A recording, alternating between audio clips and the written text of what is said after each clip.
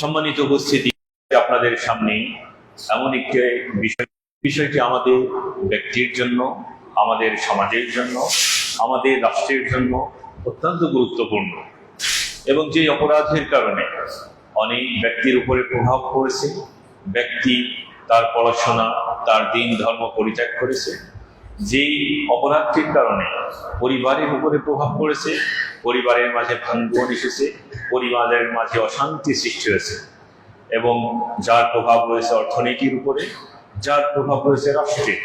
আর সেই বিষয়টি হলো যে মাদকের ভয়াবহতা ব্যক্তির উপরে, পরিবারের উপরে এবং রাষ্ট্রের উপরে। আমরা মদ হারাম, এটা আমরা সকলেই জানি এবং একজন ব্যক্তি বাস্তব জীবনে কতটুকু ধর্ম পালন করছে, কতটুকু ইসলাম মেনে চলছে, সে যদি পুরোপুরি ইসলাম মেনে নাও চলে, ঠিক মতো নামাজ নাও পড়ে, অনেকেই আমরা আসক্ত হওয়া যাবে না, গ্রহণ করা যাবে না। অনেকেই মনে করে যে, কারণ আপনি মদের ব্যাপারে কোরআন এবং হাদিস থেকে অসংখ্য দলিল উপস্থাপন করতে পারবেন। আর যদি বলা হয় আফিমের ব্যাপারে দলিল দেন, হিরোইনের ব্যাপারে দলিল দেন, ইয়াবার ব্যাপারে দলিল দেন, তখন অনেকেই এটা তো কোরআন হাদিসে নেই, তার মানে এটা মাকরুহ বা এই টাইপের কিছু হতে পারে। তামাক, জর্দা, গুল ইত্যাদি। অথচ মদ যেমন মাদকের অন্তর্ভুক্ত, তেমনি ভাবে এই যেগুলোর নাম বললাম, হিরোইন, ইয়াবা, কোকেন, গাঁজা, এই সবগুলোই হলো মাদকের অন্তর্ভুক্ত। আর এর ভয়াবহ পরিণতি এত বেশি যে প্রথমে যখন মানুষ এতে আক্রান্ত হয় তখন বুঝতে পারে না, কিন্তু এতে যখন সে আসক্ত হয়ে পড়ে, যখন নিয়মিত এর হয়ে যায়, তখন তার মাধ্যমে নানা ধরনের অপরাধ সংগঠিত হয়। আপনারা দেখবেন যে যারা চুরি, ছিনতাই ইত্যাদিতে জড়িত, এদের ভিতর ম্যাক্সিমাম হলো মাদকে আসক্ত। যারা ধর্ষণ, তারপরে লুটপাট ইত্যাদিতে যুক্ত, এরাও দেখবেন মাদক আসক্ত। অর্থাৎ অপরাধ সংগঠনের জন্য একটু অপরটার জন্য আঙ্গাগিকভাবে জড়িত, যে অপরাধ করতে গেলে তার সাথে একটা মাদকের কি আছে, সমন্বয় আছে। এবং এই মাদক আসক্তির কারণে অনেকেই লেখাপড়া থেকে বিচ্যুত হয়ে যাচ্ছে। মাদক আসক্তির কারণে স্বামী স্ত্রীর মাঝে ছাড়াছাড়ি হয়ে যাচ্ছে। মাদক আসক্তির কারণে আমরা ওই যে অনেক বছর আগে যে আমরা ঐশী নামে একটা মেয়ের ঘটনা পড়েছিলাম, সে তার বাবা মাকে মেরে ফেলেছিল এবং পরবর্তীতে দেখা যায় সেই মেয়ে মাদক আসক্ত। আপনারা পেপার পত্রিকায় নজর বোলালে অনেক পাবেন যে কোনো অপরাধের পিছনে ওই ব্যক্তির যখন জীবন বৃত্তান্ত টানা হচ্ছে, তখন দেখা যাচ্ছে তার ভিতরে মাদকের প্রতি আসক্তি রয়েছে। অতএব রাসূল সাল্লাল্লাহু আলাইহি সাল্লাম যে মদকে উম্মুল খাবায়েস, অর্থাৎ নানা অপরাধের উৎস বলেছেন, এই ঘটনা বাস্তবতার আলোকে প্রমাণিত। তো মাদক এটা এমন একটা বিষয়, এমন একটা অপরাধ, যেটা ইসলামের 5টি মৌলিক বিষয় আছে। ইসলামের 5টি বিষয়কে খুব গুরুত্ব দেওয়া হয়েছে। সেটি হলো হিফজুন নাস, হিফজুন নফস, অর্থাৎ আপনার জীবনের নিরাপত্তা, জীবনের সুরক্ষা। ইসলামের জীবনের সুরক্ষার 5টি যে বিষয়কে অগ্রাধিকার দিতে হবে, যেই 5টি বিষয়কে সুরক্ষিত রাখতে হবে, তার ভিতরে একটি হলো জীবন। আপনি অন্যজনকে অন্যায়ভাবে হত্যা করবেন, এর জন্য আপনার শাস্তি আছে, অর্থাৎ আপনারও মৃত্যুদণ্ড দেওয়া হবে। আপনি যদি অন্যজনের দাঁত ভেঙে দেন ঘুষি মেরে, তাহলে এর জন্য আবার কি আছে, কেসাস আছে। কারোর যদি চোখ ফোঁটা করে দেন, এর জন্য কেসাস আছে। এরই হলো যে আপনারও চোখ ফোঁটা করে দেওয়া হবে। তার মানে ইসলামী জীবনের নিরাপত্তা বেশ গুরুত্ব দেওয়া হয়েছে। ইসলামে আরেকটা জিনিসের গুরুত্ব দেওয়া হয়েছে, সেটি হলো মাল, হিফজুল মাল, অর্থাৎ আপনার যে সম্পদ আছে সেই সম্পদের আপনি সুরক্ষা দিবেন। এখন যদি আপনার এই সম্পদ কেউ জোর করে ছিনিয়ে নিতে আসে, আর আপনি যদি সেটা সুরক্ষা দিতে গিয়ে যদি আপনি মারা যান, তাহলে রাসূল সাল্লাল্লাহু আলাইহি ওয়াসাল্লাম বলেছেন যে আপনি শহীদের মর্যাদা পাবেন। মান কুতিলা দুনা মালিহি ফাহুয়া শাহীদুন, যে ব্যক্তি তার নিজের সম্পদ রক্ষা করতে গিয়ে মারা যায়, তাকে রাসূল সাল্লাল্লাহু আলাইহি ওয়াসাল্লাম শহীদের মর্যাদা দিয়েছেন। এই জন্য হিফজুল মাল, সম্পদের সুরক্ষা করা, এটা অত্যন্ত গুরুত্বপূর্ণ। এমনকি আপনি যদি সম্পদ অন্যায়ভাবে গ্রহণ করেন, তাহলে তার নানা শাস্তি রয়েছে। যেমন আপনি যদি কারোর সম্পদ চুরি করেন, তাহলে ইসলাম বলছে তার হাত কেটে দাও। তার মানে সম্পদের একটা ইসলামে ব্যাপক গুরুত্ব রয়েছে। আপনি যদি ডাকাতি করেন, তো ডাকাতিরও ইসলামে কি আছে? শাস্তি আছে। আপনি যদি ঘুষের মাধ্যমে সম্পদ নেন, তাহলে সেটাও ইসলাম বলছে যে এটা হারাম তার জন্য। আপনি যদি সুদ খান, সেটাও হারাম। অনুরূপভাবে আপনি যদি কারোর জমি জোরপূর্বক ছিনিয়ে নেন, ইসলাম বলছে যে সে যতটুকু জমি জোরপূর্বক ছিনিয়ে নিয়েছে, এই জমিটা কিয়ামতের দিন তার গলায় 7 তবক মানে 7 গুণ বড় করে তার গলায় পিছিয়ে দেওয়া হবে। তো এখান থেকে আমরা যেটা বুঝতে পারি যে ইসলামে হেফজুল মাল, সম্পদের সুরক্ষার একটা গুরুত্ব আছে। অনুরূপভাবে ইসলামে গুরুত্ব দেওয়া হয়েছে আপনার হেফজুল নাসল, অর্থাৎ আপনি আপনার বংশের সুরক্ষা ঠিক রাখবেন, বংশকে সুরক্ষিত করবেন। আল্লাহ রাব্বুল আলামিন আপনার যে যৌবনের একটা নিয়ামত দিয়েছেন, এটাকে আপনি অন্য জায়গায় ব্যবহার করতে পারবেন না। যদি আপনি বিবাহ বহির্ভূত সম্পর্ক করেন, তাহলে ইসলাম বলছে যে সে যদি বিবাহিত হয়, তাহলে তাকে পাথর মেরে হত্যা করতে হবে। আর এই ইসলাম বহির্ভূত যদি কেউ এরকম মেলামেশায় যুক্ত হয়, আর সে যদি অবিবাহিত হয়, তাহলে তাকে 100 বেত্রাঘাত দিতে হবে। তো তার মানে হিফজুন নাসল অর্থাৎ বংশের সুরক্ষা। আপনি আপনার যৌবনকে অপাত্রে ব্যবহার করবেন না, অনৈতিক মেলামেশায় ব্যবহার করবেন না। এখানে ইসলাম হিফজুন নাসলকেও গুরুত্ব দিয়েছে। তো আমরা 3টা বললাম। এরপরে আরেকটি হলো হিফজুল আকল, হিফজুল আকলি, অর্থাৎ আল্লাহ যে আপনাকে মেধা, বুদ্ধি, বিবেক দিয়েছে, এই বুদ্ধি বিবেককে আপনি নষ্ট করতে পারবেন না। এটা নিষেধ করা আপনার জন্য নয়, কারণ ইসলামে যে সকল বিধিবিধান ফরজ করা হয়েছে, যেমন সালাত, পাগলের জন্য কি সালাত ফরজ? ফরজ না। পাগলের জন্য রোজা, কোনো কিছু ইসলামের কোনো বিধানই ফরজ না। তো তার মানে ইসলামের বিধান পালন করার জন্য আগে আপনাকে বুদ্ধি বিবেক সম্পন্ন হতে হবে। আর বুদ্ধি বিবেকই যদি আপনার না থাকে, তাহলে আপনার উপর ইসলামের বিধান কোনো নেই। আর এই জন্য ইসলাম এই বুদ্ধি বিবেক এটাকে সুরক্ষিত রাখতে বলেছে। এটা নষ্ট করা যাবে না। এটা নষ্ট করার বিভিন্ন ওয়ে আছে। তার ভিতরে একটা হলো কি? মাদক। আমাদের ব্রেনে, আমাদের বুদ্ধি বিবেককে যেটা নষ্ট করে দেয়, সেটা হলো কি? মাদক। আর কোরআনে সেই যুগে যেহেতু মাদক হিসাবে মদ প্রচলিত ছিল, এই জন্য মদকে হারাম ঘোষণা করা হয়েছে। শুধু হারাম ঘোষণা করা হয় নাই, বরং মদের নানাবিধ শাস্তির কথা বলা হয়েছে। যে কেউ যদি মদ পান করে, তাহলে তার 40 দিন তার সালাত কবুল হবে না। কেউ যদি মদ পান করে, তাকে 40 থেকে 80 বেত্রাঘাত করার কথা আল্লাহ রসুল এবং তার সাহাবীদের থেকে বর্ণিত হয়েছে। এটা শারীরিক শাস্তি। তো হিফজুল আকল, বুদ্ধি বিবেকের একটা গুরুত্ব রয়েছে। অনুরূপভাবে রাসূল সাল্লাল্লাহু আলাইহি ওয়াসাল্লাম বলেছেন যে 3 শ্রেণীর ব্যক্তি থেকে কলম উঠিয়ে নেওয়া হয়েছে, অর্থাৎ 3 শ্রেণীর ব্যক্তির কোনো পাপ লেখা হয় না। তার ভিতরে যে ব্যক্তি ঘুমিয়ে আছে, সেই ব্যক্তি, অর্থাৎ আপনি ঘুমের ভিতরে আপনি যত আজে বাজে স্বপ্নই দেখেন না কেন, এর জন্য আপনার কোনো পাপ নেই। ঘুমন্ত ব্যক্তির পাপ লেখা হয় না। আরেকজন হলো যে পাগল। এই পাগল ব্যক্তি যতক্ষণ পর্যন্ত বোধ, বুদ্ধি, বিবেক সম্পন্ন না হচ্ছে, এর পাপ লেখা হয় না। আরেকটি হলো নাবালেগ, অপ্রাপ্ত বয়স্ক যারা, অর্থাৎ বালেগ হওয়ার 3টা আলামত আছে। তো যাই হোক, অপ্রাপ্ত বয়স্ক যারা, এদের কোনো পাপ লেখা হয় না। এদের কোনো পাপ লেখা হয় না। তবে তাকে যদি আপনি ভালো কাজে উৎসাহিত করেন, সালাত শিখান, সিয়াম শিখান, এর জন্য আপনি সওয়াব পাবেন। আপনি বাবা মা হিসাবে আপনি সওয়াব পাবেন যদি আপনার সন্তানরা প্রাপ্তবয়স্ক হওয়ার আগেই সালাত, সিয়াম, কিয়াম ইত্যাদি ইবাদতের কাজে যদি অভ্যস্ত হয়ে পড়ে, তাহলে এর জন্য আপনি সওয়াব পেতে থাকবেন একজন বাবা মা হিসাবে। কিন্তু এই বাচ্চারা যদি কোনো খারাপ কাজ করে, তাহলে ওই বাচ্চার জন্য কোনো পাপ লিপিবদ্ধ করা হয় না। এই যে আমরা 5টা বিষয় বললাম, যে ইসলামে সবচেয়ে 5টি বিষয়ের সুরক্ষাকে গুরুত্ব দেওয়া হয়েছে। সেটি হলো জীবনের নিরাপত্তা, এরপরে সম্পদের নিরাপত্তা, বংশের নিরাপত্তা, এরপরে আপনার বিবেকের নিরাপত্তা, আরেকটি হলো হিফজুদ্দিন, দ্বীনের হেফাজত করা। দ্বীনের হেফাজত করা মানে আপনি যে একজন মুসলিম হয়েছেন, আপনি আপনার ইসলামকে, এটাকে সুরক্ষিত রাখবেন। আপনি ইসলাম গ্রহণ করে যদি আবার ভিন্ন কোন মত, ভিন্ন কোন ধর্ম গ্রহণ করেন, তাহলে ইসলামের পরিভাষায় তাকে কি বলে? মুরতাদ। অর্থাৎ আপনি ইসলাম গ্রহণ করেছেন, আবার ইসলাম থেকে বের হয়ে গেলেন, ওই ব্যক্তিকে বলা হয় মুরতাদ। আর এই মুরতাদের শাস্তি ইসলামে কি? মান বাদদালা দীনাহু ফাকতুলু। রাসূল সাল্লাল্লাহু আলাইহি ওয়াসাল্লাম বলেছেন যে কেউ যদি তার দ্বীনকে পরিবর্তন করে তাহলে তোমরা তাকে হত্যা করো। তো মুরতাদের শাস্তি হলো হত্যা করা। তার মানে দ্বীনের সুরক্ষা করা, দ্বীনের হেফাজত করা, এটিও ইসলামের প্রাধান্যপ্রাপ্ত বা 5টি জরুরি বিষয়ের অন্তর্ভুক্ত।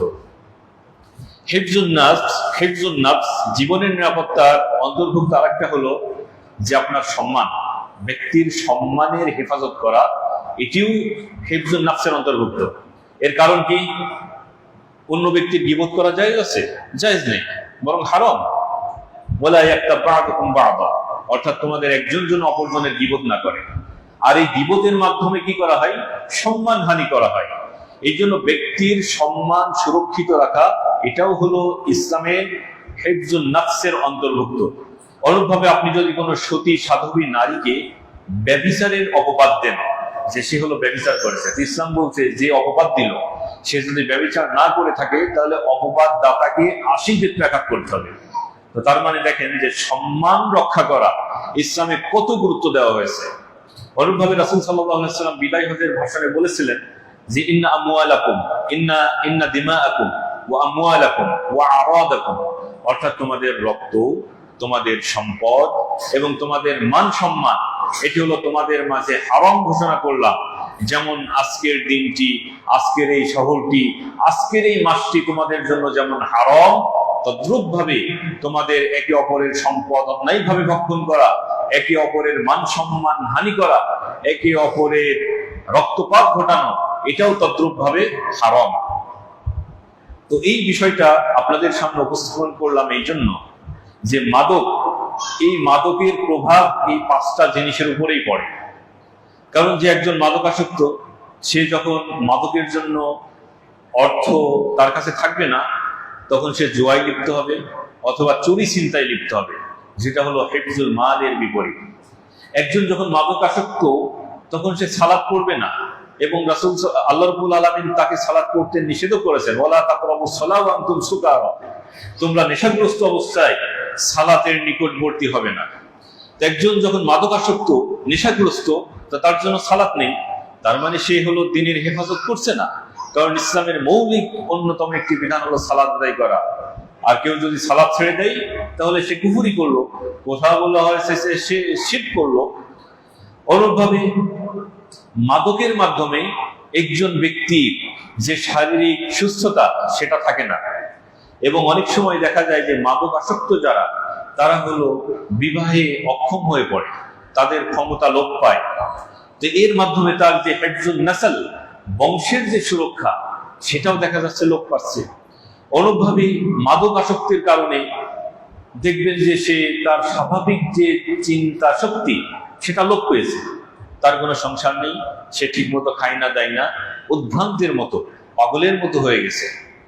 এগুলো মুশাহাদ সমাজের ভেতরে আপনারা পাবেন। মাদকাসক্তির কারণে এই সমস্যা। তো এটা সম্পূর্ণ হিফজুল আকল, এর সাথে হলো আপনার সাংঘর্ষিক।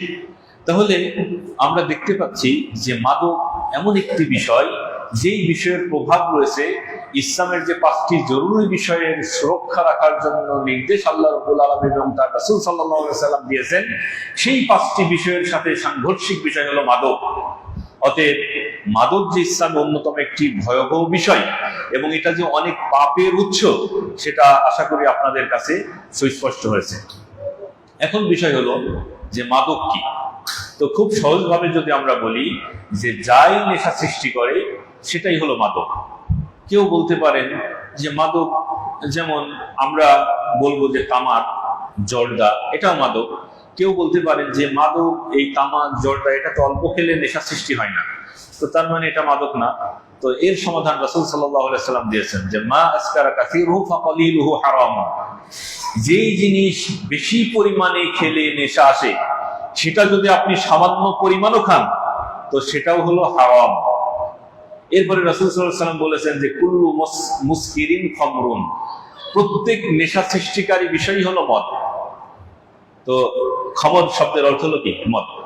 আর খামরুন, আরবিতে মদকে খামরুন এই জন্য বলা হয়, আপনাদের আর একটা শব্দ বলি, যে মেয়েরা যে মাথায় ওড়না পরে, এটাকে আরবিতে বলে খিমার। এটাকে আরবিতে বলে কি? খিমার। তার মানে দেখেন যে মূল শব্দ একই আছে, খমরুন খিমারুন। খিমার মানে হলো ওড়না, আর খমরুন মানে হলো মদ। তো অর্থাৎ এর যে মূল ধাতু, মূল বর্ণ সেটা একই আছে।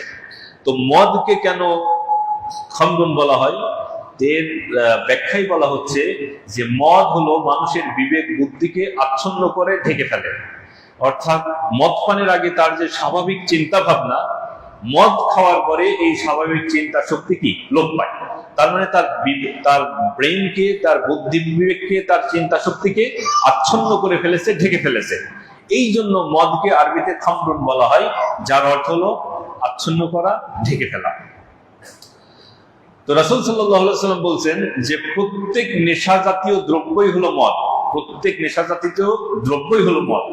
আর অন্য হাদিসে বলছেন যে যেটা বেশি পরিমাণ খেলে নেশা আছে, সেটা যদি কেউ অল্প পরিমাণও খায়, অর্থাৎ আপনার নেশা আসে নাই, অল্প পরিমাণ খাইছে, নেশা আসে নাই, ওইটাও হলো কি? হারাম। তাহলে আমরা এখান থেকে বুঝতে পারলাম যে প্রত্যেক নেশা জাতীয় দ্রব্যই সেটাই হলো মাদকের অন্তর্ভুক্ত। তো মাদকের উৎস বিবেচনায়, যে মাদক কোন উৎস থেকে আসছে, উৎস বিবেচনায় দুই ভাগে ভাগ করা যায়। সেটা হলো, একটা হলো যে আপনার প্রাকৃতিক উৎস। প্রাকৃতিক উৎস মানে যেটা ভূমিতে জন্ম নিচ্ছে, এই দিক বিবেচনায় যেমন গাঁজা আছে, এরপরে আফিম আছে, এরপরে আপনার তামাক আছে। আবার তামাক থেকে কি তৈরি হয়? তামাক থেকে জর্দা আছে, গুল আছে, বিড়ি, সিগারেট ইত্যাদি। অতএব কোন আলেম যদি বলে যে জর্দা, গুল খাওয়া এগুলো হলো মাকরু, মাকরু বলে তারা সাধারণত বোঝান মাকরুয়ে তানজিহি, অর্থাৎ যেটা পরিহার করাই ভালো, কিন্তু পরিহার না করলেও সমস্যা নেই। এটা আগে এক সময় আলেমরা বিড়ি সিগারেট ক্ষেত্রে তারা মাকরু বলেছেন, কিন্তু বৈজ্ঞানিকভাবে প্রমাণিত যে তামাক সেটাও হলো মাদক, সেটাও হলো মাদকের অন্তর্ভুক্ত। এবং তামাকের ভিতরে নিকোটিন নামক একটি আসক্তি সৃষ্টিকারী উপাদান রয়েছে, যেটা এই যে যারা তামাক খায় তাদের ভিতরে, তাদের চিন্তা চেতনায়, তাদের মাঝে এটা পরিবর্তন আনে। এমনকি তামাক হলো ক্যান্সারের একটি উৎস। আর আল্লাহ রাব্বুল আলামিন কোরআনুল কারীমে বলেছেন, ওয়ালা তুলকু বিআইদিকুম ইলা তাহলুকা। আপনি যেহেতু জানছেন যে তামাক খেলে আপনার ক্যান্সার হতে পারে, অথচ আপনি তামাক খাচ্ছেন, তাহলে এটা কি কোরআনের এই আয়াতের সাথে সাংঘর্ষিক হলো না? আল্লাহ বলছেন যে তোমরা নিজেদেরকে ধ্বংসের দিকে ঠেলে দিও না, ধ্বংসের মাঝে তোমরা নিজেদেরকে নিক্ষেপ করো না। আর যেখানে বিড়ির গায়ে লেখা আছে যে ধূমপান মানেই বিষপান, কারণ এগুলো তো আলেম ওলামারা লিখে দেয় না, এগুলো যারা সায়েন্টিস্ট গবেষণা করছে, ডাক্তার, বিজ্ঞানী, তারা ল্যাবে গবেষণা করে এরপরে না এর উপর এটা লেখা হয়েছে যে ধূমপান মানেই বিষপান। তো এত কিছু জানার পরও, যেটা স্বাস্থ্যগতভাবে জানা, যেটা ধর্মীয় ভাবে জানা, এই জানার পরেও যদি আমরা এটা গ্রহণ করি, তাহলে এটা মানে বলা যায় যে তখন প্রশ্ন আসবে যে আমার মাথা সুস্থ আছে কিনা। এবং এটাই কিন্তু প্রমাণ, আমরা বলছি যে তামাক নেশা সৃষ্টি করে। আর নেশার একটা কমন বৈশিষ্ট্য হলো যে সেই নেশাতে আক্রান্ত হলে সেটা আপনাকে বারবার উদ্দীপ্ত করবে। আর এই ধূমপায়ী যারা, এরা ধূমপান না করে কেউ ঠিক থাকতে পারে না। অনেক ধূমপায়ী এমনও হয় যে উনি ধূমপান না করলে নাকি ওনার বাথরুমই ঠিক মতো হয় না। তো তাইলে চিন্তা করেন, তাইলে এটা নেশা নাকি নেশা না? নেশার অন্তর্ভুক্ত, কারণ এই জিনিসটা আপনাকে বারবার টানছে। হয়তো আপনি মদ খাওয়া ব্যক্তির মতো আবল তাবল বকছেন না, কারণ নেশারও তো একটা স্তর আছে, সব নেশা তো আর এক স্তরে হবে না। পাপেরও তো একটা স্তর আছে, যেমন কবিরা গুনাহ। কবিরা গুনাহ মানে বড় গুনাহ, কিন্তু এই কবিরা গুনাহর ভিতরেও তো স্তর আছে। শিরক করা এটাও কবিরা গুনাহ, আবার জাদুটোনা করা এটাও কবিরা গুনাহ। তো কেউ যদি জাদুর সাথে যুক্ত হয়, তো সঠিক মত হলো যে জাদুকরকে হত্যা করা যায়, অর্থাৎ যদি ইসলামী রাষ্ট্র থাকে আর যদি প্রমাণিত হয় যে এরা জাদুর সাথে যুক্ত, তাহলে তাকে হত্যা করা যায়। অনুরূপভাবে আবার গান শোনা এটাও কবিরা গুনাহ, চুরি করা এটাও কবিরা গুনাহ। কিন্তু গান শুনলে কোনো মানে শারীরিক শাস্তি নেই, কিন্তু আপনি যদি চুরির সাথে যুক্ত হন তাহলে আপনার হাত কাটা যাবে। ব্যভিচার করা এটাও কবিরা গুনাহ। এই যে এই বিষয়গুলো নিয়ে আসছি যে সবগুলোই কবিরা গুনাহ, কিন্তু এগুলোর শাস্তির তারতম্য আছে দুনিয়া এবং আখিরাতে। কোনোটার শুধু আখিরাতে শাস্তি আছে, কোনোটার দুনিয়াতেও শাস্তি আছে, আবার যদি তওবা না করে আখিরাতেও শাস্তি আছে, উভয় জায়গাতেই শাস্তি আছে। ওরভাবে নেশা জিনিসটা সবগুলো নেশা হলেও এই নেশার ভিতরেও কি আছে? তারতম্য আছে। কোনোটা খেলে আপনার সাথে সাথে নেশা হবে, কোনোটা বেশি খেলে নেশা হবে, কোনোটা আপনাকে নেশাগ্রস্ত করে তুলবে। আপনার হয়তো বিবেক লোপ পাবে না, কিন্তু আপনি ওতে আসক্ত হয়ে পড়বেন। তো বিড়ি, সিগারেট এগুলো তামাকের অন্তর্ভুক্ত, আর তামাক মাদকের অন্তর্ভুক্ত। অতএব আমাদেরকে এর থেকে বেঁচে থাকতে হবে। তো প্রাকৃতিক উৎসজাত মাদক সেটা আমরা জানলাম। রাসায়নিক মাদক কোনগুলো? যেগুলো মানুষের গবেষণা করে তৈরি করা, যেমন হেরোইন, ইয়াবা, ফেনসিডিল, কোকেন ইত্যাদি। এইগুলো হলো যে আপনার গবেষণা করে বিভিন্নভাবে ওষুধের মতো এগুলো কি তৈরি করা হয়েছে। তো মাদক সেটা তৈরি করা হোক অথবা প্রাকৃতিক উৎসজাত হোক, যে কোনো মাদক গ্রহণ করাটাই হলো কি হারাম। তো এই যে মাদকের প্রচলন কখন থেকে শুরু হলো, অর্থাৎ এই পৃথিবীতে মানুষ কখন থেকে মাদক গ্রহণ করা শুরু করছে? তো ইতিহাসের বিবেচনায় যদি আমরা দেখতে পাই, তাহলে সুমেরীয় সভ্যতা নামে একটা সভ্যতা ছিল, যেটা ঈসা আলাইহিস সালামের জন্মেরও প্রায় 4000 বছর পূর্বে। তো এদের মাঝে প্রথম আফিমের ব্যবহার দেখা যায়। সুমেরীয় সভ্যতার লোকজনের মাঝে প্রথম হলো আফিমের ব্যবহার তাদের মাঝে লক্ষ্য করা যায়। আর তারা আবার এর একটা সুন্দর নাম দিয়েছিল, সেটা হলো কি নাবাতুস সাআদা, মানে সৌভাগ্যের বৃক্ষ উদ্ভিদ। আর যারা মানে যে নেশায় আক্রান্ত বা মাদকাসক্ত, এরাও কিন্তু ওই মাদকের খুব সুন্দর সুন্দর নাম দেয়। হ্যাঁ, যেগুলো আপনার সরাসরি হিরোইন বলবে না, ওইটার আলাদা নাম আছে। ইয়াবা ইয়াবা বলবে না, ওইটার আলাদা নাম আছে। হ্যাঁ, তো ওই যুগেও চিন্তা করেন, সেটা 4000 বছর পূর্বে ঈসা আলাইহিস সালামের জন্মের সুমেরীয় সভ্যতার লোকজনেরা যখন আফিম গ্রহণ করত, এই আফিমের যে বৃক্ষ সেটাকে তারা বলেছিল কি নাবাতুস সাআদা, মানে সৌভাগ্যের উদ্ভিদ। এরকম সুন্দর। আসলে মূলত শয়তান অপকাজগুলোকে খুব সুন্দর করে উপস্থাপন করে। এরপরে আমরা যদি হাশিশ, আপনারা হাশিশের নাম শুনছেন কিনা? হাশিশ এটাও একটা মাদক। এটাতে বাংলাতে হাশিশই বলে কিনা আমি ঠিক বলতে পারছি না। তো এই হাশিশ, এটা প্রথম যে ব্যবহার পাওয়া যায় সেটা হলো এই ইন্ডিয়ান, আমাদের ভারত মহাদেশে এবং চীন, এই চীনের লোকদের মাঝে ঈসা আলাইহিস সালামের জন্মের 2700 বছর পূর্বে এই হাশিশের ব্যবহারের প্রমাণ পাওয়া যায়। 2700 বছর পূর্বে হাশিশের ব্যবহার ছিল। এরপরে কোকেনের নাম শুনলেন আপনারা। এই কোকেনের ব্যবহার পাওয়া যায় যে আপনার আমেরিকা মহাদেশে ঈসা আলাইহিস সালামের জন্মের 500 বছর পূর্বে, যেটাকে আমরা খ্রিস্টপূর্ব বলি। তো খ্রিস্টপূর্ব 500 বছর পূর্ব থেকে আমরা কোকেনের ব্যবহার আমরা দেখতে পাচ্ছি এই মানব জাতির মাঝে। তো সব মিলে আমরা যদি বলতে চাই যে মাদকের ব্যবহার কখন এই মানব জাতির মাঝে শুরু হয়েছিল, তাহলে সেটা যদি আমরা সর্বপ্রথমটা ধরি, তাহলে খ্রিস্টপূর্ব 4000 বছর পূর্ব থেকে মূলত এই মানব জাতির মাঝে মাদকের প্রচলন শুরু হয়। এখন প্রশ্ন হলো যে মুসলিম, আমরা যে মুসলিম উম্মাহ, এই মুসলিম দেশগুলোতে মাদকের প্রচলন কখন শুরু হয়েছিল? এবং এই মাদকের প্রচলন বলতে আমরা মদটাকে বাইরে রেখে বলছি, মানে মদও মাদকের অন্তর্ভুক্ত, কিন্তু মদ এটা হারাম ঘোষণা করার পরে সাধারণত মুসলিমরা এর থেকে বেঁচে থাকতো। হ্যাঁ, কেউ কখনো পান করেছে, সেটা বিচ্ছিন্ন ঘটনা, কিন্তু এই যে মদের বাইরে যে আরো মাদকের নানা প্রকার রয়েছে, এইগুলো মুসলিম বিশ্বে কখন ছড়ায়, এই সম্পর্কে শাইখুল ইসলাম ইবনে তাইমিয়া, ইমাম মাকরিজি, আরো অনেক ঐতিহাসিকবিদ এবং আলেম ওলামাগণ তারা মতামত ব্যক্ত করেছেন যে মাদকের, মুসলিম বিশ্বে মাদকের প্রচলন মূলত শুরু হয় 7ম হিজরি শতকে। 7ম হিজরি শতকে মানে 7ম হিজরির শুরু অথবা 6ষ্ঠ হিজরির শেষ, এরকম সময়ে মুসলিম বিশ্বে মূলত মাদকের প্রচলন শুরু হয়। যেটি ছিল আমাদের মাদকের, মানব জাতির মাঝে এবং মুসলিম উম্মার মাঝে মাদকের প্রচলনের সংক্ষিপ্ত ইতিহাস। মাদকের বিস্তার লাভের কারণ কি? মাদকের বিস্তার লাভের অন্যতম একটি কারণ হলো ইমানি চেতনা, ইমানি শক্তি লোপ পাওয়া। অর্থাৎ যার যত ইমান মজবুত, সে তত পাপ কাজ থেকে বেঁচে থাকবে।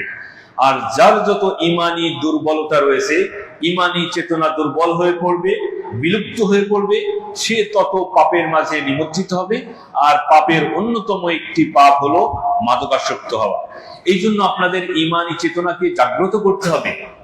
আর আল্লাহ রাব্বুল আলামিন কোরআনুল কারীমে বলেছেন, ইন্নাস সালাতা তানহা আনিল ফাহশাই ওয়াল মুনকার, নামাজ হলো অশ্লীল কাজ থেকে এবং গর্হিত কাজ থেকে বিরত রাখে। তার মানে আমরা যদি 5 ওয়াক্ত নামাজি হই তাহলে আমরা এই পাপ থেকে বেঁচে থাকবো। কারণ আপনি যদি নামাজের হেফাজত করেন তাহলে আপনার মাদকাসক্তির কোনো সুযোগ নেই। কারণ আপনার মাথায় চিন্তা আসবে যে আমি এটা গ্রহণ করতে গেলে তো আমি নামাজ পড়তে পারবো না, তখন আপনি এর থেকে বিরত থাকবেন। এই জন্য ইমানি শক্তি, ইমানের বিভিন্ন আমলের উপরে যদি আপনি অবিচল থাকেন তাহলে আপনি এই মাদকাসক্তির হাত থেকে রেহাই পাবেন। আর আপনি যদি এই ইমানি চেতনা যদি আপনার দুর্বল হয়ে পড়ে, লোপ পায়, তাহলে আপনি মাদকের ভিতরে প্রবেশ করবেন। অনুভাবে অবসরতা, অর্থাৎ একজন ব্যক্তির কোনো কাম কাজ নাই, এটাও কিন্তু একটা শয়তানের পথে যাওয়ার অন্যতম একটা কারণ। অতএব আমাদের অবসর সময়টাকে প্রোডাক্টিভ কাজে, উৎপাদনশীল কাজে, হয় দিনের কাজে অথবা দুনিয়ার কাজে আপনি ব্যয় করেন। আপনি মানুষের উপকার করেন, একজন রোগী আছে তার শুশ্রূষা করতে যান, হাসপাতালে কাউকে আপনি রক্ত দিতে যান, আপনি স্বেচ্ছাসেবামূলক কাজ করেন। এখন বর্ষার মৌসুম, গাছ লাগানোর কাজ করেন। আবার আমাদের ঢাকা শহরে অনেক স্বেচ্ছাসেবামূলক সংগঠন আছে যারা পরিষ্কার পরিচ্ছন্নতার সাথে যুক্ত, আপনি তার সাথে যুক্ত হন, কারণ এগুলো সব আছে। ইমাতাতুল আযা আনিত তারিক, এটা হলো ইমানের সর্বনিম্ন শাখা, যে রাস্তা থেকে আপনি একটা কষ্টদায়ক জিনিস সরাই দিলেন। অনুভাবে এই যে পরিষ্কার পরিচ্ছন্নতা, স্বেচ্ছাসেবামূলক যদি আপনি কাজ করেন, এর অনেক ফজিলত রয়েছে। রাসূল সাল্লাল্লাহু আলাইহি ওয়াসাল্লামের হাদিস আছে যে একজন ব্যক্তি, সে শুধু জান্নাতে গেছে এই জন্য যে রাস্তা থেকে একটা কাঁটাদার ডাল সে সরিয়ে দিয়েছে। এই কাঁটাদার ডাল রাস্তা থেকে সরিয়ে দেওয়ার কারণে আল্লাহ রাব্বুল আলামিন তাকে জান্নাতে দিয়েছেন। সুবহানাল্লাহ। স্বেচ্ছাসেবার আপনারা আরো হাদিস জানেন যে একজন ব্যভিচারী নারী, সে দেখলো যে একটা কুকুর পানির পিপাসায় সে কাতরাচ্ছে, তখন সে তার পায়ের চামড়ার মোজা খেলে কূপ থেকে পানি তুলে ওটাকে খাওয়ায়। এই কারণে তাকে আল্লাহ রাব্বুল আলামিন কি করলেন, তার সব গুনাহ মাফ করে দিলেন। এটা হলো স্বেচ্ছাসেবা, কারণ তাকে কেউ বলে নাই যে আপনি তুমি কুকুরের পানি খাওয়াও। এই যে যেই ব্যক্তি রাস্তা থেকে কাঁটাদার বৃক্ষ সরাই দিল, তাকে কেউ বলে নাই যে এটা আপনি সরিয়ে দেন, এটা কেউ বলে নাই, সে স্বেচ্ছায় এটা কাজ করছে। শুধু স্বেচ্ছাসেবার ফজিলত এখানেই না, আপনারা মূসা আলাইহিস সালামের ঘটনা জানেন যে মূসা আলাইহিস সালাম যখন তিনি মিশর থেকে মাদায়েনে চলে গেলেন, যে দেখলেন যে দুজন নারী দূরে তাদের ছাগল মেষপাল নিয়ে দাঁড়িয়ে আছে, তাই না, তারা আর কূপ থেকে অন্য মানুষেরা পানি পান করাচ্ছে। মূসা আলাইহিস সালাম তখন কি করলেন, ওদেরকে জানলেন যে তোমরা কেন দূরে দাঁড়িয়ে আছো, তখন বললো যে এই লোকগুলো পানি পান করানোর পরে আমরা কি করব, পানি পান করাবো। মূসা আলাইহিস সালাম বললেন ঠিক আছে, তোমাদের ছাগলের পানি পান করানোর দায়িত্ব আমি নিচ্ছি। তো তিনি কূপ থেকে পানি তুলে ওদের ছাগলের পানি পান করালেন। তখন ওই দুই মেয়ে তার বাবার কাছে যে বলে যে আমরা এমন একজন যুবকের সন্ধান পেয়েছি যে হলো কবিয়ুন আমিন, যে একই সাথে শক্তিশালী, আবার সে হলো কি বিশ্বস্ত। কবি কারণ তিনি একাই বালতি থেকে কূপ থেকে পানি তুলে ছাগলগুলোর অতগুলো ছাগলের পানি পান করিয়েছেন, এই দিক থেকে তিনি শক্তিশালী। আমিন, সে তাদের সাথে কোনো খারাপ আচরণ করে না, যে তারা দুজন মেয়ে অতএব আমি কিছু একটা রসিকতামূলক কথাবার্তা বলি, এগুলো তিনি করেন নাই। পরবর্তী যে মূসা আলাইহিস সালাম তিনি নিজে গিয়ে কাজ করলেন, এটাই বলে স্বেচ্ছাসেবা। এর ফলে কি হলো, পরবর্তীতে তিনি ওনার এক মেয়েকে কি করেন, বিবাহ করেন। এই যে স্বেচ্ছাসেবার মাধ্যমে তিনি কি করলেন, একটা বিবাহ বন্ধনে আবদ্ধ হয়ে গেলেন। তো স্বেচ্ছাসেবার দুনিয়া এবং আখিরাতের অনেক ফায়দা আছে। আপনার কাছে যদি অবসর থাকে তাহলে আপনি স্বেচ্ছাসেবা কাজে যুক্ত হন, আপনি কোরআন তেলাওয়াত করুন, আপনি নফল নামাজ পড়ুন, আপনি দুনিয়ার কাজ করুন। আপনার যদি ক্ষেত খামার থাকে, ব্যবসা বাণিজ্য থাকে, আপনি সেখানে যান, কিন্তু আপনি অলস সময় কাটিয়েন না। অলস সময় কাটালেই আপনার উপরে শয়তান ভর করবে। এরপর হলো কোরআন অসৎ সঙ্গী। আপনি দেখবেন যত রকমের পাপ কাজ, আপনি ব্যক্তিগতভাবে যদি কোনো পাপ কাজ করে থাকেন, দেখবেন যে এগুলো অসৎ বন্ধু। কোন এক দোস্ত নিয়ে গেছিল যে চল ওখানে যাই, এখানে যাই, এই করি ওই করি, এই খাই ওই খাই, এর মাধ্যমেই মূলত আমাদের পাপের সূচনাটা হয়। এই জন্য অসৎ বন্ধু থেকে দূরে থাকতে হবে, অসৎ ব্যক্তিকে বন্ধু বানানো যাবে না। এবং কোরআনেও এটা নিষেধ করা হয়েছে, আল আখিল্লাউ ইয়াওমা ইযিন বা'দুহুম লিবা'দিন আদু ইল্লাল মুত্তাকিন, অর্থাৎ কিয়ামতের দিন যারা অসৎ বন্ধু তারা একে অপরের শত্রুতে পরিণত হবে। অসৎ বন্ধু একে অপরের শত্রুতে পরিণত হবে মুত্তাকিরা ছাড়া, অর্থাৎ যারা মুত্তাকি, যারা তাকওয়াবান, এরা বন্ধুত্বের পরিচয় দিবে।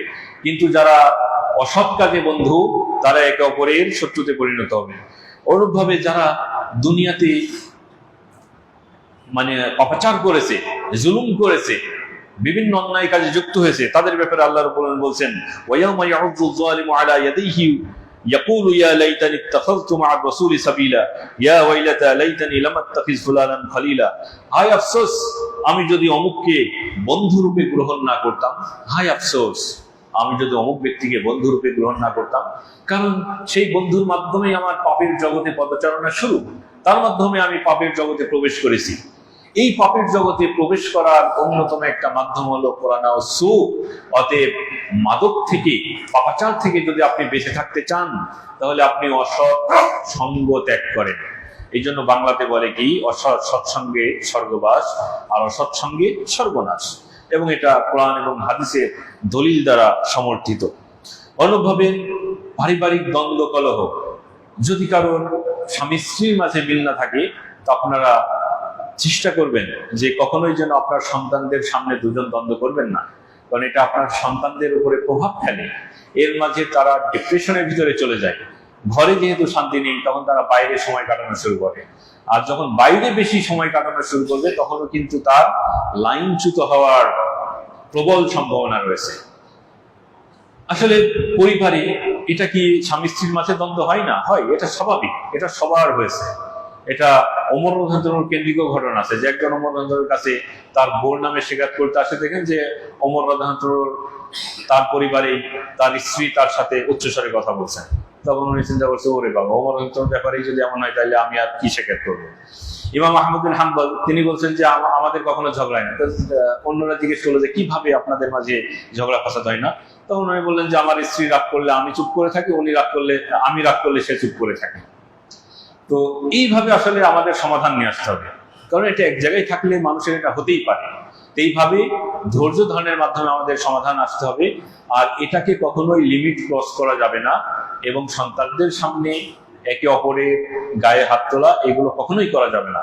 যদি এতে আপনারা অভ্যস্ত হয়ে পড়েন, তাহলে এর প্রভাব পড়বে সন্তানদের উপরে। অনুভাবে দারিদ্রতা এবং দরিদ্রদেরকে সহযোগিতা না করা। আপনারা দেখবেন যে মাদকের একটা অন্যতম আখড়া হলো দরিদ্র এলাকা, বস্তি এলাকা। সেখানের লোকজন এই মাদকের সাথে যুক্ত, তারা খাওয়ার সাথেও যুক্ত, তারা বেচা কেনার সাথেও যুক্ত। এই জন্য আমাদের কাজ কি? আমাদের কাজ হলো দারিদ্র বিমোচনে ভূমিকা রাখা। যারা দরিদ্র আছে তাদেরকে নিয়মিত দান সৎকার করা, জাকাতের অর্থ দিয়ে তাদেরকে স্বাবলম্বী করে তোলা, যাতে করে তারা এই অপরাধের জগতে পা না বাড়ায়। অনুভবী আরেকটা মাদকের পথে যাওয়ার অন্যতম কারণ হলো মাদককে সুন্দরভাবে উপস্থাপন করা। সেটি হলো সাহিত্যের মাধ্যমে, পেপার পত্রিকার মাধ্যমে, মিডিয়ার মাধ্যমে, যে আপনার মাদক গ্রহণ করাটা হলো স্মার্টনেস। মাদক গ্রহণ না করলে মাথা খোলে না, মাদক গ্রহণ না করলে শিল্প চর্চা হয় না। এই ধরনের একটা মিথ্যা প্রচারণার মাধ্যমে মাদককে মানুষের সামনে একটা ভালো কিছু হিসাবে উপস্থাপন করা, এটাও একটা মাদকের পথে পা বাড়ানোর কারণ। আর এই কাজগুলো হলো অন্যতম একটি শয়তানের কাজ। মাদকের প্রভাব কি এই সম্পর্কে আমরা অল্প কিছু আমরা শুনেছি। তো তার ভিতরে অন্যতম একটি হলো যে মাদকের প্রভাব দিনের উপরে পড়ে। অর্থাৎ আপনি যখন মাদকাসক্ত হবেন, তখন আপনার ভিতরে ধর্মীয় চেতনা লোপ পাবে, ফলে আপনি আস্তে আস্তে নামাজ, কালাম, রোজা এগুলো আপনি ছেড়ে দিবেন। এবং বাস্তবে এটা আমাদের দেখা আছে যে অনেকেই যারা মাদকের সাথে যুক্ত, তারা এক সময় নামাজ পড়েছে, এক সময় দিনের কাজ করেছে, কিন্তু নিয়মিত মাদক সঙ্গ দেওয়ার কারণে তাদের এখন স্বাভাবিক চিন্তা চেতনাই নেই। ফলে একজন দেখা যাচ্ছে যে পুরো ইসলামী লেবাস ছিল, কিন্তু মাদকের সাথে যুক্ত হওয়ার পরে সে পুরো লেবাস ছেড়ে দিয়েছে, দাড়ি ক্লিন শেভ করে ফেলেছে, নামাজে আর উপস্থিত হয় না, সিয়াম পালন করে না। অতএব এই মাদকের এক নম্বর ক্ষতি হলো যে আপনার দিনের ক্ষতি করবে। অনুভবে মাদক আপনার স্বাস্থ্যগত ঝুঁকি তৈরি করবে। আপনি যদি রক্ত নিতে যান, আগেই দেখবে যে আপনি মাদকাসক্ত কিনা। মাদকাসক্ত হলে আপনার রক্ত নিবে না, মানে আপনার রক্তও অন্যের উপকারে কাজে লাগছে না। তাহলে আপনি কত খারাপ হয়েছেন চিন্তা করেন, যে মাদকের একটা স্বাস্থ্য ঝুঁকি রয়েছে। অনুরূপভাবে মাদকের মাঝে সামাজিক ক্ষতি রয়েছে, কারণ একজন মাদকাসক্ত ব্যক্তি সে সমাজে চুরি, ছিনতাই, নানাবিধ অপকার, জেনা, ব্যভিচার ইত্যাদি নানা ধরনের অপকর্মের সাথে যুক্ত হয়ে পড়ে। আর যেটা আমাদের সমাজের যে নিরাপত্তা, আমাদের সমাজের যে সংহতি, এবং এই মাদকাসক্তির কারণে দুই পরিবারের মাঝে দ্বন্দ্ব শুরু হয়ে যায়। হ্যাঁ, যে ওই মাদকাসক্ত মানুষ এই পরিবারের কোন একটা ক্ষতি করছে, এবার দুই ফ্যামিলির মাঝে মারামারি, হাতাহাতি ইত্যাদি শুরু। মাদক এটা হারাম, এটা তো আমরা স্বাভাবিকভাবেই বুঝছি যে মাদক হারাম। এর দলিল কি? এ প্রসঙ্গে কোরআনুল কারিমে আল্লাহ রাব্বুল আলামিন বলেছেন যে الذين يتبعون الرسول النبي الأمي الذي يجدونه مكتوبا عندهم في التوراة والإنجيل يأمرهم بالمعروف وينهاهم عن المنكر ويحل لهم الطيبات ويحرم عليهم الخبائث।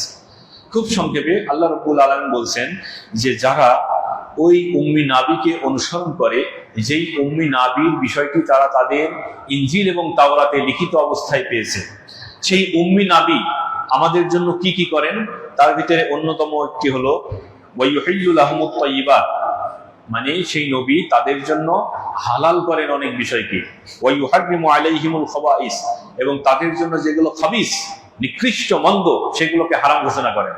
এখন প্রশ্ন হলো গাঁজা এটাকে নিকৃষ্ট না নিকৃষ্ট? না, নিকৃষ্ট। অতএব গাঁজা কি হারাম, কারণ আল্লাহ নবীকে এটা দায়িত্ব দেওয়া হয়েছে যে তিনি যেগুলো খাবিস, যেগুলো ঘৃণিত, নিকৃষ্ট, ক্ষতিকর, সেগুলোকে তিনি হারাম ঘোষণা করবেন। এটি কোরআনের নস দ্বারা প্রমাণিত।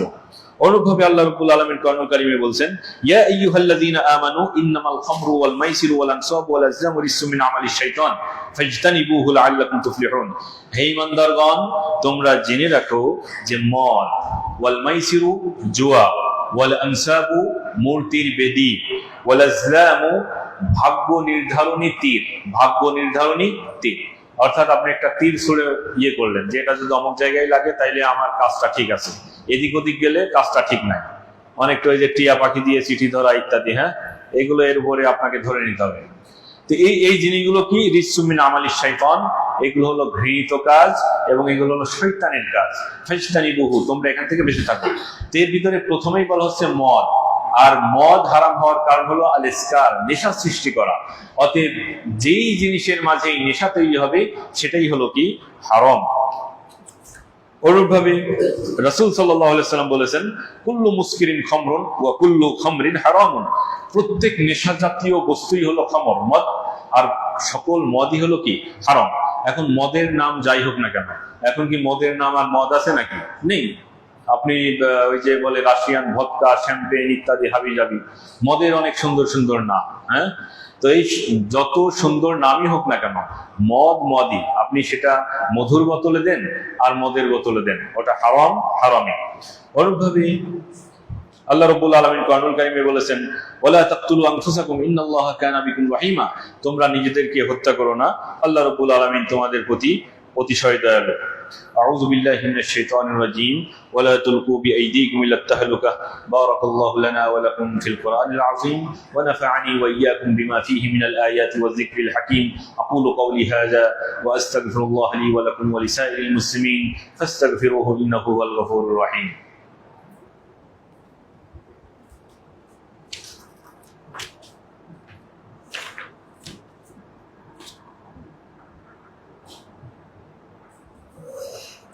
আলহামদুলিল্লাহি রাব্বিল আলামিন ওয়াসসালাতু ওয়াসসালামু আলা সাইয়্যিদিল মুরসালিন ওয়া আলা আলিহি ওয়া সাহবিহি আজমাইন, আম্মা বা'দ। তো মদ বা মাদক এগুলো গ্রহণ করা হলো সম্পূর্ণরূপে হারাম, যেগুলো আমরা কোরআন এবং হাদিস থেকে জানতে পারলাম। মাদকের কি চাষাবাদ করা যাবে? অর্থাৎ আমি মদ খাই না, কিন্তু আমি গাঁজা, আফিম এগুলোর চাষাবাদ করি, তামাক এগুলোর চাষাবাদ করি না, এগুলো হলো হারাম, এগুলো হলো হারাম। কারণ আল্লাহ রাব্বুল আলামিন কোরআনুল কারীমে বলছেন, ওয়া তাআওয়ানু আলাল বিররি ওয়াত তাকওয়া ওয়া লা তাআওয়ানু আলাল ইসমি ওয়াল উদওয়ান, তোমরা একে অন্যকে ভালো কাজে সহযোগিতা করো, খারাপ কাজে সহযোগিতা করো না। এখানে আল্লাহ রাব্বুল আলামিন নির্দেশ দিয়েছেন, ওয়া লা তাআওয়ানু, তোমরা একে অপরকে সহযোগিতা করবে না, এটা নির্দেশ। আপনি যদি আল্লাহর নির্দেশ অমান্য করেন তাহলে কি পাপ হবে? অবশ্যই পাপ হবে। আল্লাহ রাব্বুল আলামিনের নির্দেশ যদি অমান্য করেন তাহলে পাপ হবে। তো অন্যায় কাজে সহযোগিতা করতে নিষেধ করেছেন। সেক্ষেত্রে আপনি তামাক করলেন মানে ওই যারা জর্দা, গুল, সিগারেট খায় তাদের আপনি সহায়তা করতেছেন। অতএব এগুলোর চাষাবাদ করা, এগুলোর ব্যবসা বাণিজ্য করা, এগুলো সম্পূর্ণরূপে হারাম। অনুরূপভাবে এটা অন্যায়ভাবে একে অপরের সম্পদ ভক্ষণ করার অন্তর্ভুক্ত হয়ে যাবে। কেউ যদি মদের ব্যবসা করে তাহলে তার এই ব্যবসার বিধান কি? এটাও হারাম। সেই অর্থ কি করবে? সে নিজে খেতে পারবে না, বরং এই অর্থ যদি সে এখন তওবা তিল্লা করে বের হতে চায় তাহলে তার মদের যে পুরো টাকা, এই ব্যবসা থেকে যত টাকা আসছে এগুলো সব ছাড়াই দান করে দিতে হবে। এগুলোকে আমাদের দেশীয় পরিভাষায় বলে কালো টাকা। আপনারা পত্রিকায় দেখবেন যে বাজেট ঘোষণা হলে একটা পরিভাষা ব্যবহার হয় যে কালো টাকা সাদা করার সুযোগ দেওয়া হচ্ছে। কালো টাকা সাদা করার মানে হলো যে আপনি দুর্নীতি করে যে টাকা উপার্জন করছেন সেই টাকাগুলো সরকার বৈধ করার সুযোগ দিলে যদি সরকারের নির্দিষ্ট খাতে আপনি বিনিয়োগ করেন, যে সরকার বলে যে অমুক অমুক খাতে যদি আপনি বিনিয়োগ করেন তাইলে এটা বৈধ হয়ে যাবে। তো ইসলামের দৃষ্টিতে কালো টাকা কোনটা? ইসলামের দৃষ্টিতে কালো টাকা যেটাই আপনার হারাম উপার্জন সেটাই কালো টাকা। তো এখন এই কালো টাকার ইসলামের বিধান কি? এটা কোন উৎস থেকে এই কালো টাকা আসছে তার উপর আপনার আসবে। যেমন আপনি ব্যাংক থেকে যদি আপনি সুদ নেন, এটাও কালো টাকা। তাহলে এটা বৈধ করবেন কেমনে? কোন ধরনের সওয়াবের আশা ছাড়াই দান করে দিবেন, এটা হলো বৈধ করার উপায়। আপনি একজনের অর্থ অন্যায়ভাবে নিছেন, একজনের টাকা, একজনের জমি, এখন এটা আপনি বৈধ করবেন কেমনি? এটাও কালো টাকা। এটা হালাল হওয়ার কোনো সুযোগ নেই। এটা বৈধ করবো কেমনি? যার টাকা, যার জমি তারে ফেরত দিতে হবে, তাইলে এটা কি হবে? বৈধ হবে। তাহলে ইসলামী পরিভাষায় কালো সম্পত্তি বা কালো টাকা হলো ওটা যেটাই হলো আপনার হারাম উপার্জন, সেটাই হলো কি? কালো টাকা। এই কালো টাকা সরকার আপনাকে বৈধতা দিতে পারে যে আপনি অমুক জায়গায় যদি বিনিয়োগ করেন তাইলে এটা সরকারের দৃষ্টিতে মাপ পাবেন, কিন্তু আল্লাহর কাছ থেকে আপনি কি পাবেন না? মাপ পাবেন না। অনুরূপভাবে কেউ যদি তামাক চাষ করে, মদের ব্যবসা করে, যেটি ইসলামের দৃষ্টিতে এই টাকা হলো কালো টাকা। এটা কোনো ধরনের সওয়াবের আশা করা ছাড়াই এগুলো সব দান করে দিতে হবে। এখন প্রশ্ন হলো, এই মাদকের সাথে যারা যুক্ত তাদের বিধান কি? বা কেউ মনে করেন মাদক চোরা কারবারি, এর বিধান কি? তো যারা মাদক চোরাচালানের সাথে যুক্ত, এটা অনেক আলিমগণ বলেছেন যেটা হলো তাজিরি, শাসকের ইচ্ছাধীন। মানে ইসলামে শাস্তি হলো 3 প্রকার। একটা হলো কেসাস, অর্থাৎ যেটা কি আপনার বলে হত্যার বদলে হত্যা। আর একটা হলো হাদ, দণ্ডবিধি, যেমন চুরি করছে হাত কেটে দাও, এটা কেসাস না, এটাকে হাদ বলে আর কি ইসলামে। হ্যাঁ। আর একটা হলো তাজির। তাজির হলো শাসকের অধীনে। শাসক দেখবে যে তার এই অপরাধের মাত্রা বিবেচনা করে তাকে জেল দিবে নাকি বেত্রাঘাত করবে, এটা শাসকের অধীনে। অর্থাৎ যিনি মুসলিম শাসক হবেন তার এটা ইখতিয়ার আছে এই তাজিরি শাস্তি দেওয়ার। তো সৌদি আরবের ফতোয়া বোর্ড বলছে যে কেউ যদি মাদক চোরাচালানের সাথে যুক্ত থাকে তাহলে তার শাস্তি তাজিরি, কিন্তু এই শাস্তি সর্বোচ্চ শাস্তি হিসাবে তাকে মৃত্যুদণ্ডও দেওয়া যেতে পারে। আলিমগণ বলছে যে তার সর্বোচ্চ শাস্তি হিসাবে মৃত্যু দণ্ডও দেওয়া যেতে পারে। আল্লাহ রাব্বুল আলামিন, আমরা যে আলোচনাগুলো শুনলাম, এই আলোচনা থেকে আমাদেরকে প্রথমত আল্লাহ রাব্বুল আলামিনের কাছে দোয়া করি যে তিনি যেন আমাকে সহ আপনাদের সকলকে উপকৃত হওয়ার তৌফিক দান করেন, আল্লাহুম্মা আমিন। আল্লাহ রাব্বুল আলামিন আমাদেরকে মাদক থেকে, যাবতীয় পাপাচার থেকে যেন আমাদেরকে মুক্ত রাখেন, আল্লাহুম্মা আমিন।